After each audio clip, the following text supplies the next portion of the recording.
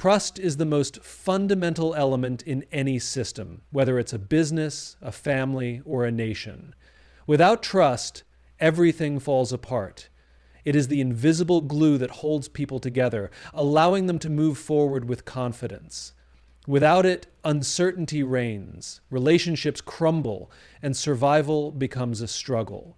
When we talk about survival, we often think in terms of strength, military power, economic dominance, or political influence. But real strength doesn't come from weapons or wealth. It comes from the trust people place in one another. Trust is what enables communities to endure hardship, to band together in times of crisis, and to sacrifice for something greater than themselves. It is what turns a group of individuals into a team, and a collection of citizens into a nation.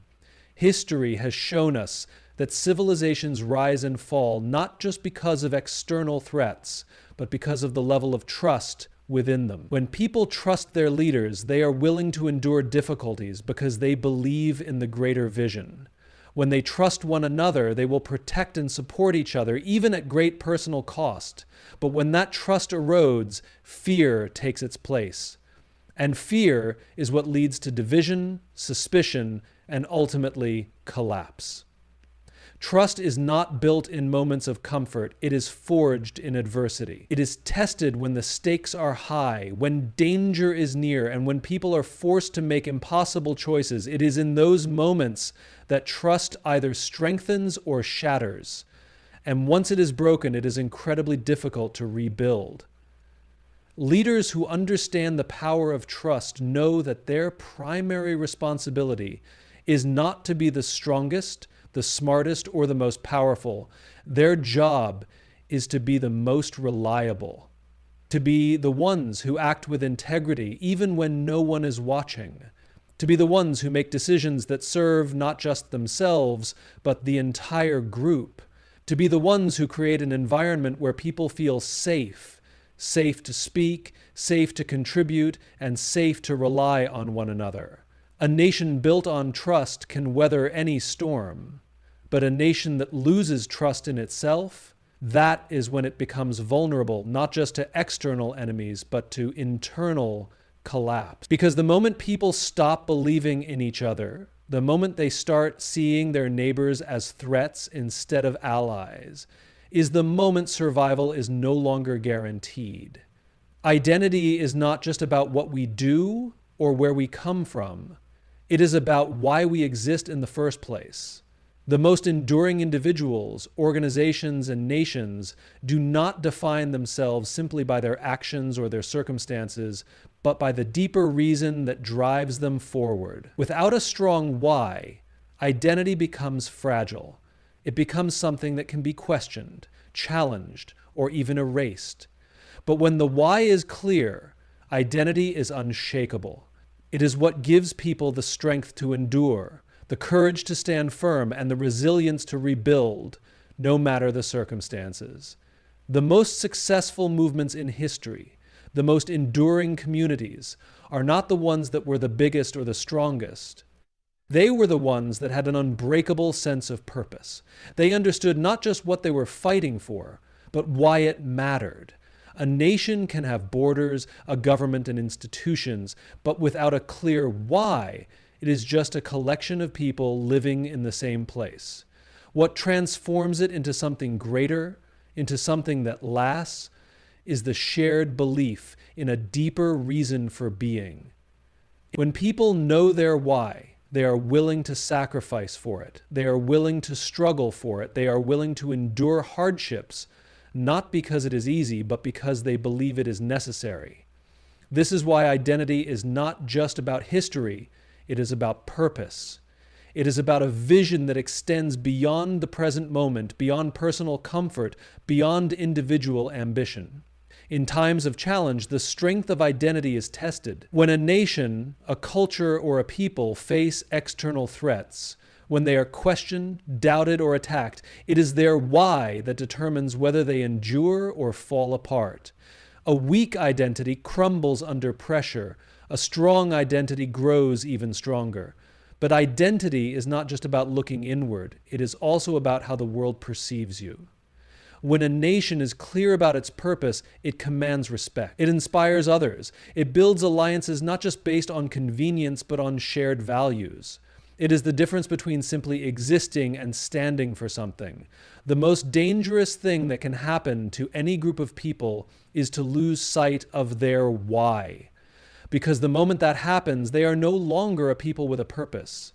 They become just another entity drifting through history, shaped by the forces around them instead of shaping their own destiny. Sacrifice is one of the most misunderstood concepts in the modern world. We often think of it as loss, giving up something valuable, something personal, something meaningful. But true sacrifice is not about loss. It is about investment. It is about giving something today so that something greater can exist tomorrow.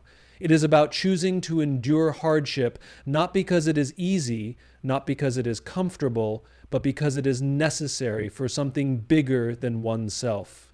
In any successful organization, in any thriving community, in any enduring nation, sacrifice is not the exception, it is the rule.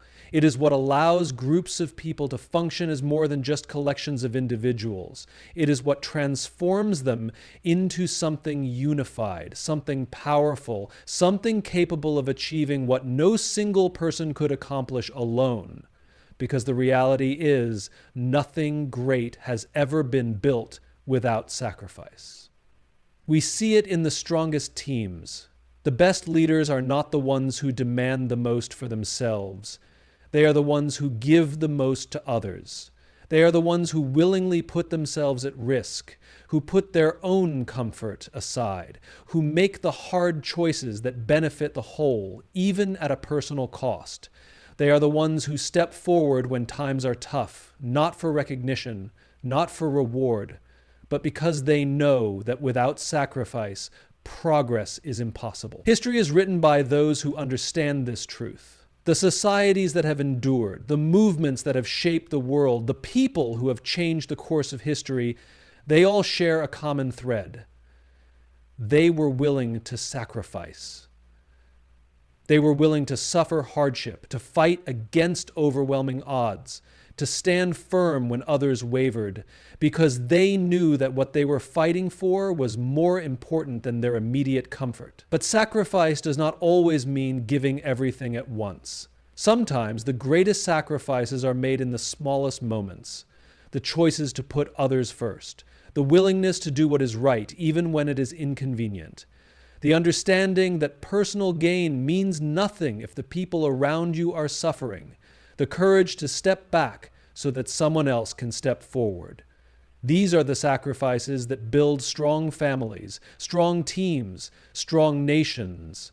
These are the sacrifices that create trust, that forge bonds, that lay the foundation for a future that is better than the past. Yet sacrifice is not easy. It requires discipline. It requires vision. It requires an unwavering belief that the greater good is worth more than individual success. It is a test of character, a test of commitment, a test of whether people are truly willing to stand for something beyond themselves. Because at the end of the day, the measure of a society, of a people, of a nation is not found in what they achieve for themselves. It is found in what they are willing to give for one another. You said, innovation through constraint, expand it and do not add any ending sentence and make it lengthy. ChatGPT said, innovation through constraint. Constraint is often seen as a limitation, an obstacle, something that holds us back from reaching our full potential. But history has proven time and time again that constraint is not a roadblock, it is a catalyst. It is the very thing that forces ingenuity, that sparks creativity, that drives people to find solutions they never would have considered in times of abundance. Some of the most remarkable innovations in the world were not born out of comfort, but out of necessity. When we have unlimited resources, we rarely push the boundaries of what is possible. We rely on what is available, on what is easy, on what has worked before. But when resources are scarce, when options are limited, we are forced to think differently. We are forced to challenge the status quo, to break the rules, to find new ways of doing things, not because we want to, but because we have no other choice. Constraint in this way is not a weakness. It is a source of strength. It is the fuel for invention. Look at the greatest technological advancements, the most groundbreaking medical discoveries, the most disruptive ideas in business. They were not created in environments of endless possibility. They were created under pressure. They were created by people who had to make do with less, by those who saw limitations not as barriers, but as opportunities. When there is no safety net, when failure is not an option, creativity flourishes. Innovation is not about having everything. It is about making the most of what you have. It is about learning to work within constraints and still finding a way forward. It is about adapting, about being flexible, about seeing the world not for what it lacks, but for what it makes possible. This is why some of the most resilient nations, the most successful companies, the most influential leaders have emerged from situations of extreme constraint. They learned to survive not by complaining about what they did not have, but by maximizing what they did. There is a reason that some of the world's greatest problem solvers come from places where resources are scarce. It is not a coincidence. It is because necessity forces ingenuity. It forces efficiency. It forces people to work smarter, to be more resourceful, to turn obstacles into stepping stones. When everything is handed to you, innovation is a choice. When nothing is handed to you, innovation is a necessity. But there is something deeper at play here. Constraint does not just drive innovation, it builds character. It teaches resilience. It forces people to develop the kind of mindset that refuses to accept defeat, that refuses to be defined by limitations. It breeds a culture of problem solving, of persistence, of relentless pursuit of solutions. And when that mindset is ingrained in a people, in a nation, in an organization, it becomes unstoppable. Sacrifice is one of the oldest and most fundamental principles of human progress. It is the foundation upon which families, communities, organizations, and entire civilizations are built. Without sacrifice, nothing of true value can be achieved, and nothing of lasting significance can be preserved. It is an uncomfortable truth, one that modern convenience and comfort often cause people to forget. But the reality remains. Every great achievement, every moment of triumph, and every lasting legacy is made possible by those who were willing to give up something of their own for the sake of something bigger. The greatest leaders in history, the most revered figures, the individuals who shaped the world as we know it, all had one thing in common. They understood that personal comfort, personal ambition, even personal safety must sometimes be set aside to serve the greater good. They knew that the true measure of a person or a nation is not found in what they accumulate for themselves, but in what they are willing to give for others. Sacrifice is not about loss. It is about purpose. It is about the understanding that nothing worth fighting for comes without cost. But sacrifice is not always grand. It does not always mean giving everything in a single dramatic moment. Sometimes sacrifice is found in the small choices we make every day. It is found in the moments when we put someone else's needs ahead of our own. It is found in the willingness to do the hard work, the unseen work, the thankless work, because we believe in something greater than ourselves. It is found in the parents who wake up early and stay up late to provide for their children, in the teacher who dedicates extra hours to help a struggling student, in the soldier who stands watch so that others may sleep in peace. These are not acts of loss. They are acts of service. They are the quiet, steady, relentless commitments that build strong families, strong communities, and strong nations. Sacrifice and trust are deeply connected. In any team, in any group of people working toward a common goal, trust is built when individuals prove they are willing to sacrifice for one another. If people only act in their own self-interest, if they are only concerned with what benefits them personally, trust erodes. But when someone makes a sacrifice, when they willingly put the group before themselves, it sends a powerful message. I am with you. I am willing to bear the burden so that we can all move forward together. And when enough people share that mindset, it creates an unshakable foundation, one that no external threat can destroy. History shows us that societies built on selfishness do not last. The most enduring cultures, the ones that thrive for generations, are the ones that understand the necessity of shared sacrifice. They are the ones where people recognize that personal gains are meaningless if the whole is suffering. They are the ones where leaders lead by example, where those at the top are willing to make sacrifices first, setting the tone for those who follow. Because true leadership is not about commanding, it is about serving. It is about proving through actions that the well-being of the many is more important than the comfort of the few. Sacrifice is also what binds people together. A shared struggle, a collective hardship, a willingness to endure difficulty for a common cause. These are the things that create deep and lasting bonds. There is a reason why people who have been through hardship together, soldiers, activists, revolutionaries, survivors, share a connection that cannot be broken. They have sacrificed together, they have suffered together, and in doing so, they have built something stronger than any one of them could have achieved alone. But sacrifice is not easy. It requires discipline. It requires vision. It requires a belief that the future is worth fighting for, even when the present is difficult. It is a test of character, a test of values, a test of whether people truly stand for something beyond themselves. The willingness to sacrifice is not just a sign of strength, it is the very thing that creates it. It is what allows people to build legacies that outlast them, to contribute to something that will endure long after they are gone. And so the question is never whether sacrifice is necessary. It always has been.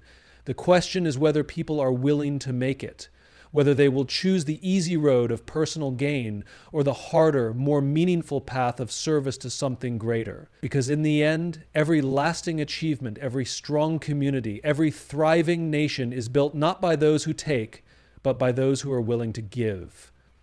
Constraint is often seen as a barrier, a limitation that prevents progress. We are conditioned to believe that the best ideas, the greatest breakthroughs, and the most significant advancements come from environments where resources are abundant and possibilities are limitless. But history tells a different story. Some of the most revolutionary innovations, the most transformative ideas, and the most resilient societies have emerged not in times of plenty, but in times of scarcity. Constraint is not the enemy of innovation. It is the driving force behind it. When we have everything we need, we rarely push the boundaries of what is possible. We follow familiar patterns, use established methods, and rely on the tools that are readily available. But when we are faced with limitations, when resources are scarce, when time is short, when external pressures demand immediate solutions, we are forced to think differently. We are forced to question assumptions, to explore unconventional approaches, and to find ways to do more with less. Constraint forces creativity because it eliminates the luxury of complacency. The most resilient organizations, the most adaptable nations, and the most successful individuals are those who have learned to see constraints not as obstacles but as opportunities. When necessity dictates action, when survival depends on ingenuity, innovation is no longer a choice, it is a requirement. It is in these moments when there is no clear path forward that the greatest minds rise to the occasion, not despite their limitations, but because of them. Consider some of the most groundbreaking advancements in human history. Many of them were not born out of comfort or excess, but out of desperation and necessity. Wartime economies have led to medical breakthroughs that have saved millions of lives. Space exploration, bound by extreme constraints of weight, fuel, and durability, has led to technologies that shape our everyday existence. Even some of the world's most successful businesses were started in garages, with limited resources and no guarantee of success. It is in these conditions, where there is no safety net, no abundance of options, no room for waste, that true innovation takes place. Constraints force efficiency. When resources are unlimited, inefficiency goes unnoticed.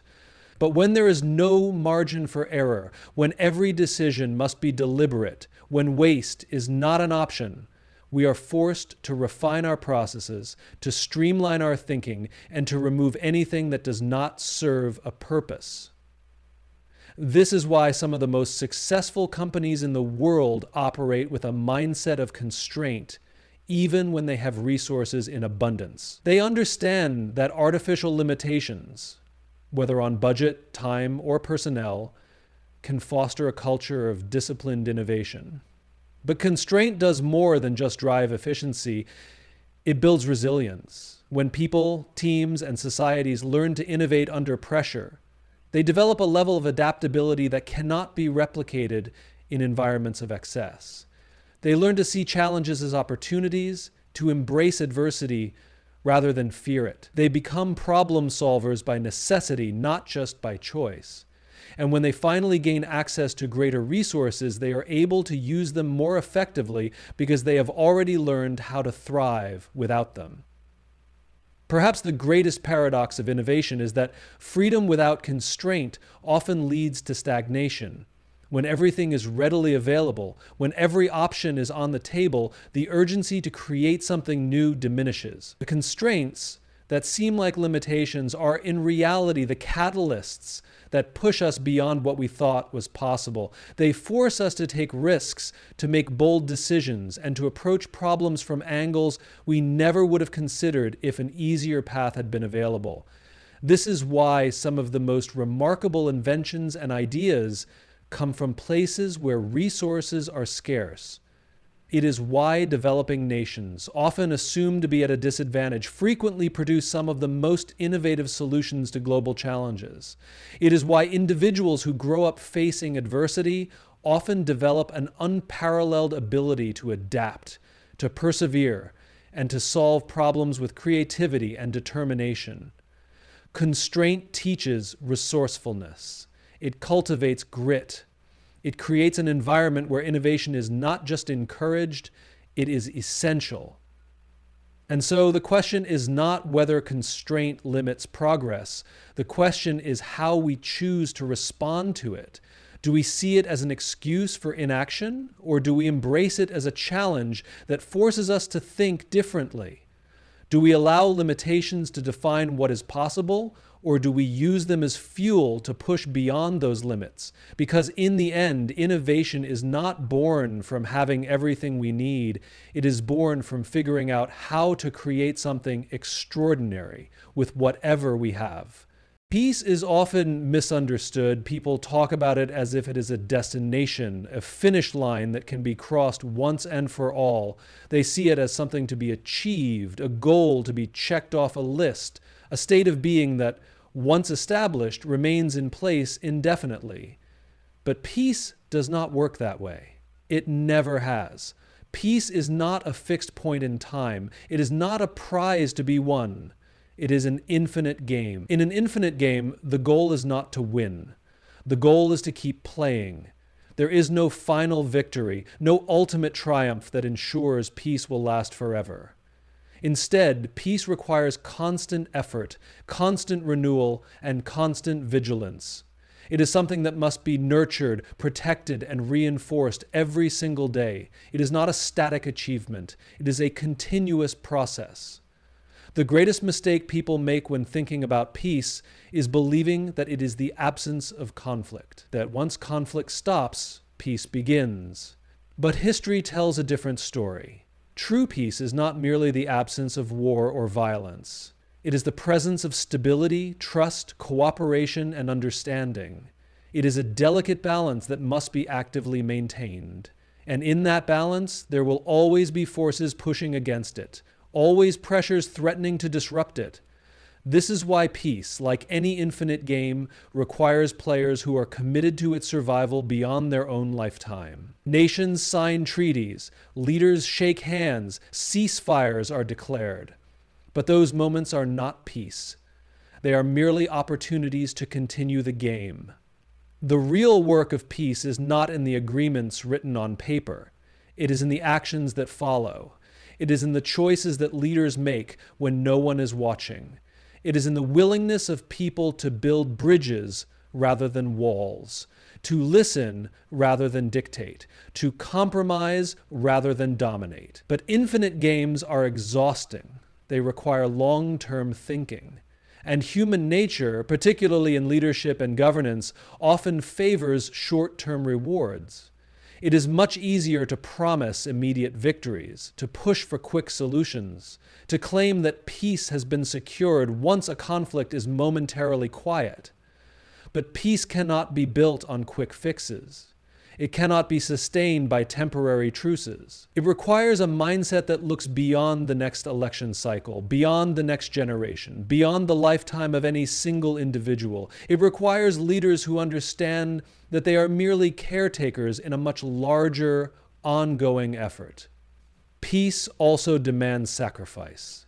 It is not free. It does not sustain itself. It requires investment in diplomacy, in education, in economic stability, in cultural exchange. It requires nations and individuals to make difficult choices, to sometimes put collective well-being ahead of individual gain.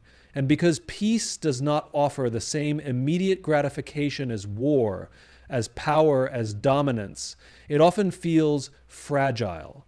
It often feels like a struggle against forces that seek division, that profit from conflict, that thrive on fear. But the truth is, peace is not weak. It is not passive. It is not simply the avoidance of war. It is the active pursuit of something greater.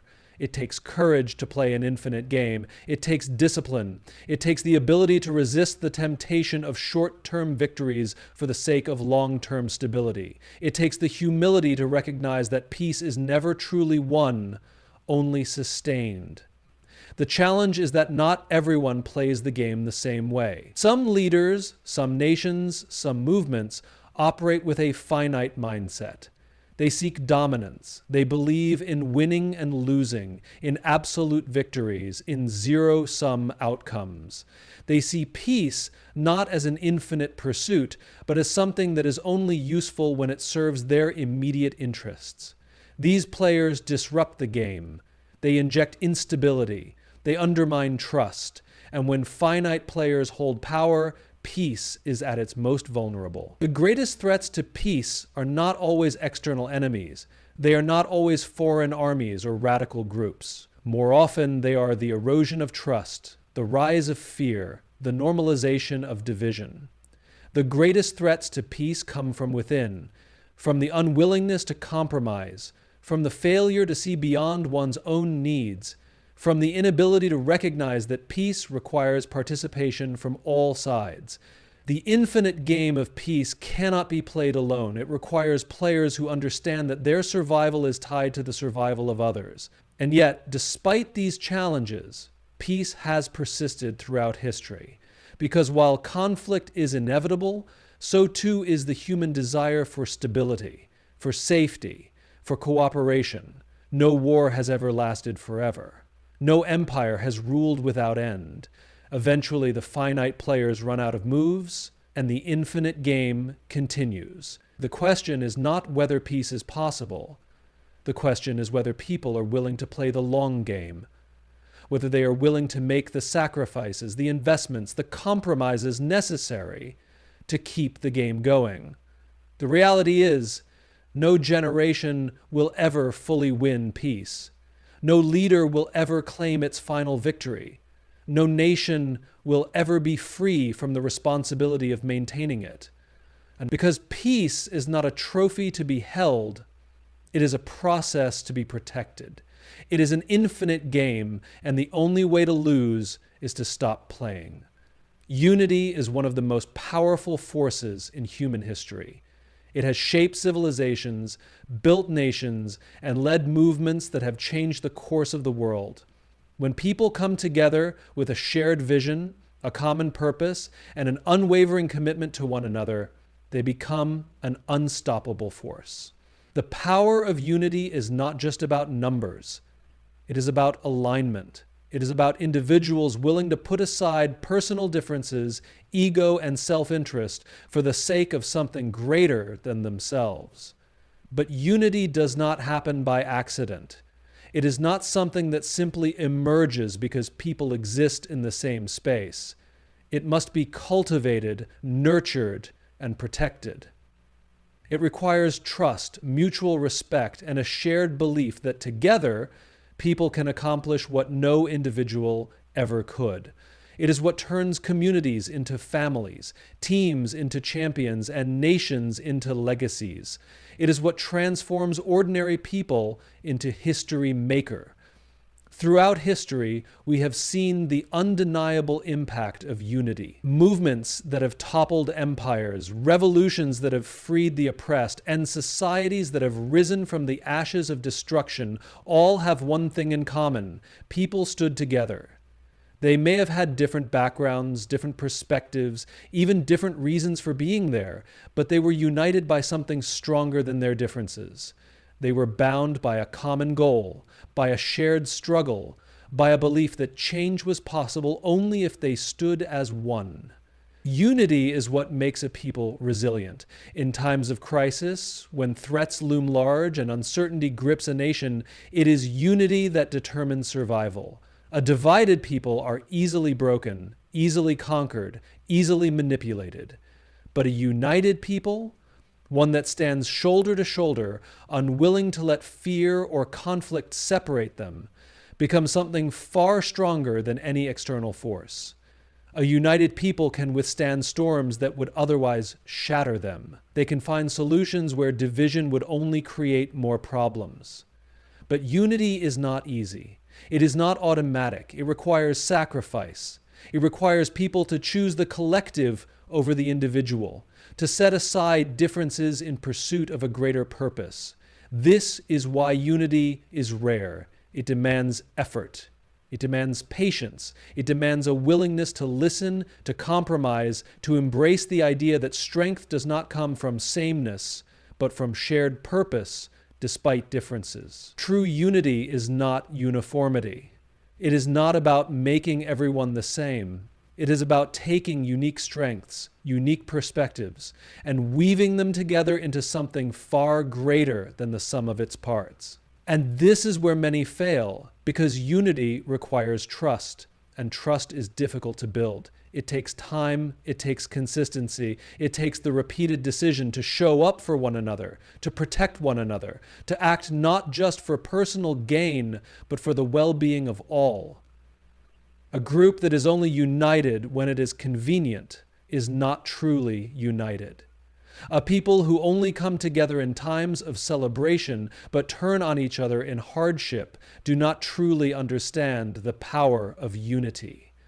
Look at any successful team, any thriving organization, any enduring community, and you will see a foundation of unity. It is the reason why some companies outperform others, why some armies emerge victorious despite overwhelming odds, why some families remain strong despite generational hardships. Unity creates momentum. It creates a sense of belonging, of shared responsibility, of collective strength. It is what allows people to push past limits they never thought possible. But the true test of unity is not when things are easy. It is when tensions rise, when disagreements emerge, when the temptation to fracture feels overwhelming. That is when unity is either proven or abandoned. It is in those moments that a group either chooses to hold strong, to listen, to work through challenges together, or to splinter, to divide, to succumb to the forces that seek to tear them apart. And make no mistake, there will always be forces that seek to divide. Division is a tool used by those who fear the power of unity. It is used by those who seek control, by those who thrive in chaos, by those who know that a divided people are easier to manipulate.